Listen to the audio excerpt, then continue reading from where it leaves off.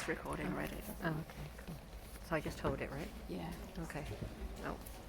All right. I think this is what's amazing about Fuckupnights is that we really have people who are sharing the most intimate vulnerabilities. Times when they really are so low and feel worthless, and their skill sets is made to feel worthless. And now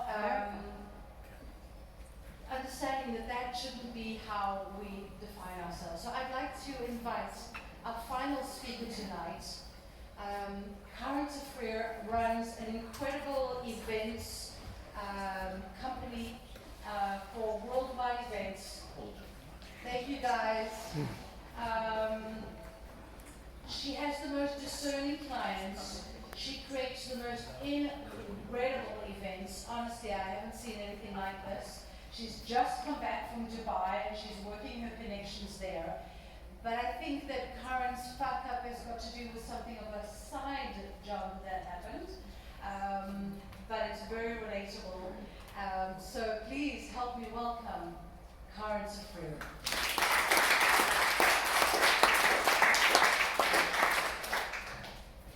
I'm going to make you run there as well. I've also got you. Ah, okay. Are there any Israelis here? No. Because I was going to say my name is Karen, and then I was going to go on and say it's Karen, not Karen, not Colleen, not Karen, not Colleen, not Carol, not Corinne, but I guess you got it.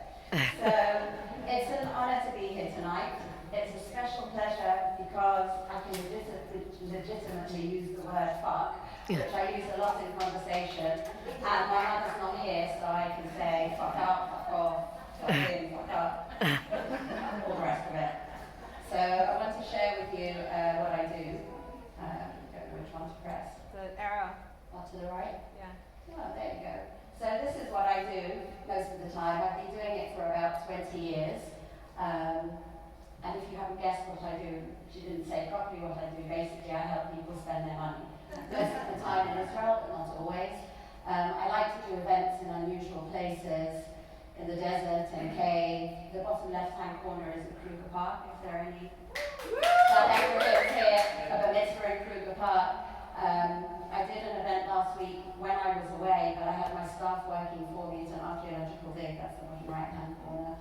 And this is where I was a few days ago. I took a delegation of Bank of Oil to Abu Dhabi and Dubai, the second Beyond Business delegation. There were 270 Israelis, 150 Emiratis, ministers, ambassadors, all sorts of me as the Israelis say. And that was the event last week. I managed not to fuck it up.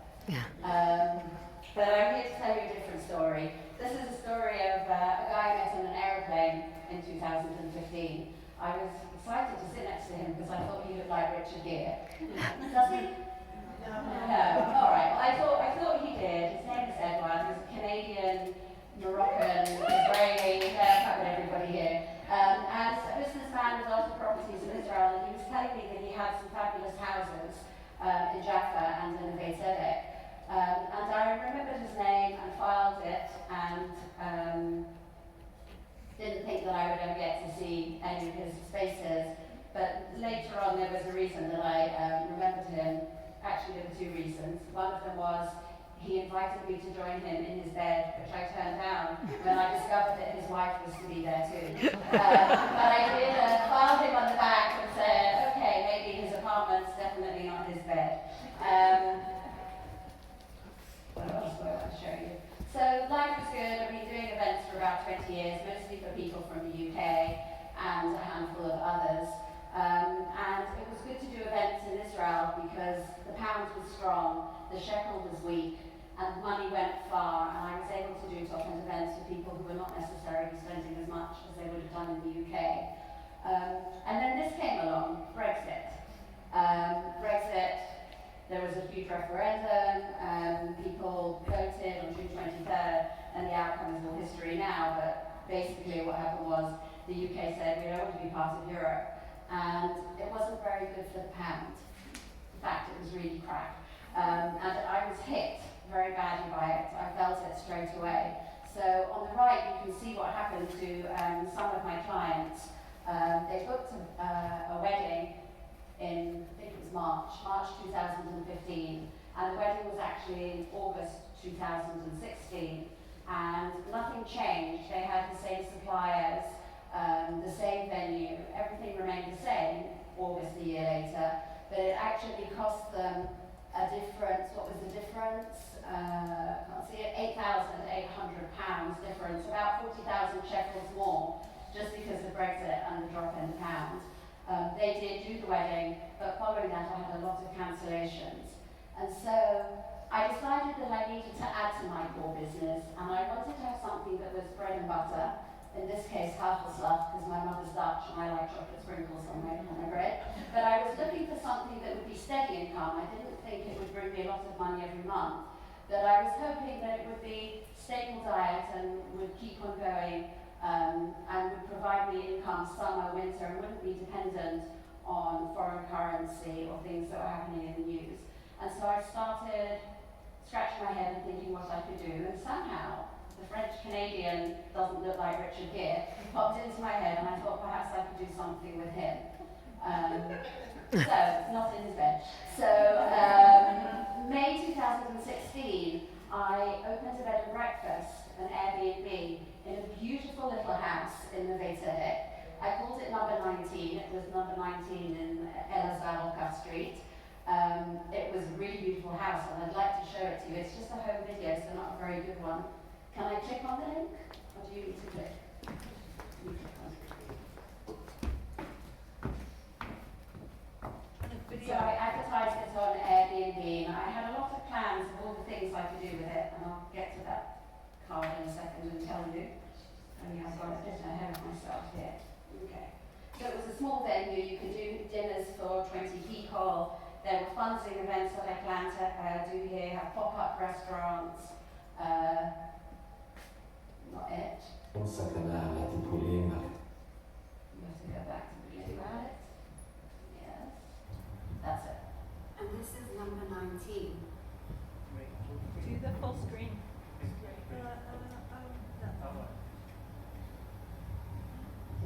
It really was spectacular. I walk past it and I still miss it. It had a whole wall of waterfalls with old Jacka tiles. It leaked something terrible. The fish kept dying. The floor went green. This is only part of the fuck up. The ceilings leaked. The bath leaked. But it was beautiful.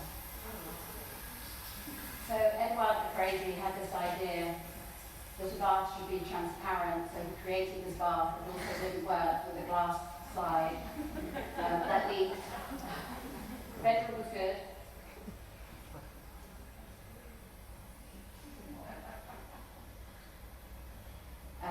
He had furnished it with everything from Fuckupnights from the flea market from Dhaka, and I was sure that this was going to bring me money the whole year round. And I reckoned that I could use it as a venue, that tourists would stay here, and that it would supplement the weak pound and give me some good work. That's not exactly what happened, and I'll tell you in a second why. That's it. We go back to the slide.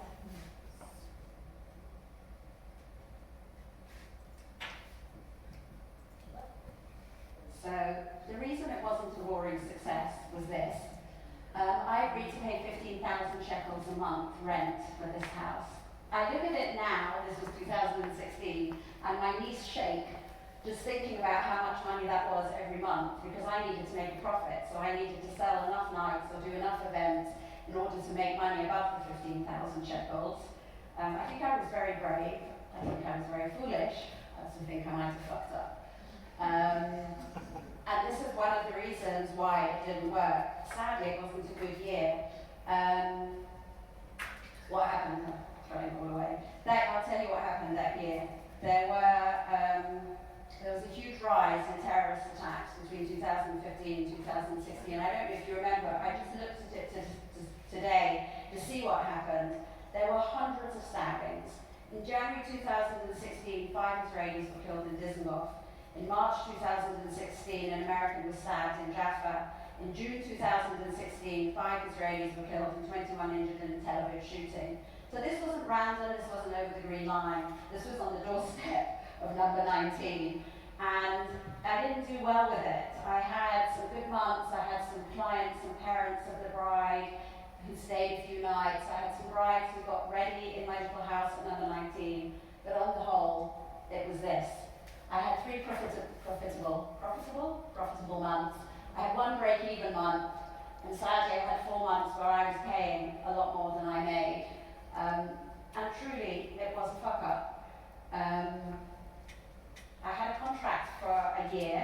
I was in it for 7 months. It was actually a very tight contract. He was a very good businessman, and I didn't think I would be able to get out of it, but I spoke to a lawyer. It wasn't Guy, but it was somebody good. And he said, write a long list of your complaints, and let's say that it's doing damage to your core business, which was true because I had some of my own clients staying there, and it rained on them, and the bath was leaking, and the fish had died, and the waterfall was green. And so I managed to get out of it. So in December 2016, I got out of it, having lost quite a lot of money, but not all of it, and lived on to do more events in Dubai and Abu Dhabi. I'm still looking for some bread and butter. So if any of you got any ideas of things I can do on the side, I'm a spinning instructor. I have a lot of extra energy, and I'm always looking for my next adventure. It's not going to be an Airbnb. I really did fuck up. Thank you so much for your time.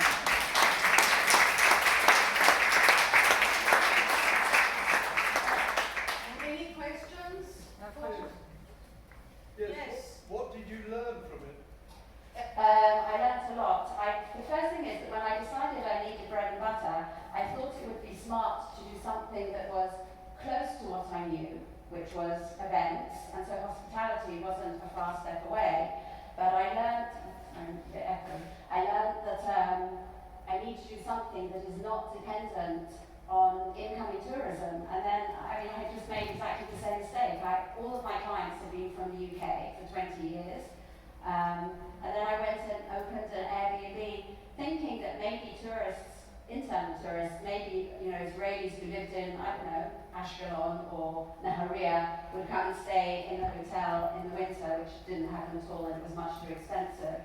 And I think that the main lesson learned was if you have a core business and you want to take something to run by its side, it shouldn't be dependent on the same clientele or something very similar. Because basically when the event business was hurt because Israel was in an uproar, or there was war, or there was corona, or there was terrorists, or whatever else was happening in Israel, not only the party industry was hurt, but also hospitality. So basically I had achieved nothing. I was going to say it could have been worse. You could have opened it up in February 2019. That's another evening. That's our claim to fame. That's right. Any other questions? Is there actually an upstairs in that place, or is that the whole place? So that was the whole place, and since then it was 1 bedroom. It was like a VIP overnight room, but he's actually added another floor to it now because it's so high ceilinged, and it's now 2 bedrooms. No, because you said dinner. There was a very big living room. There was place to seat 20 people comfortably for a kind of VIP dinner or director's dinner or something like that. It was not a big rent.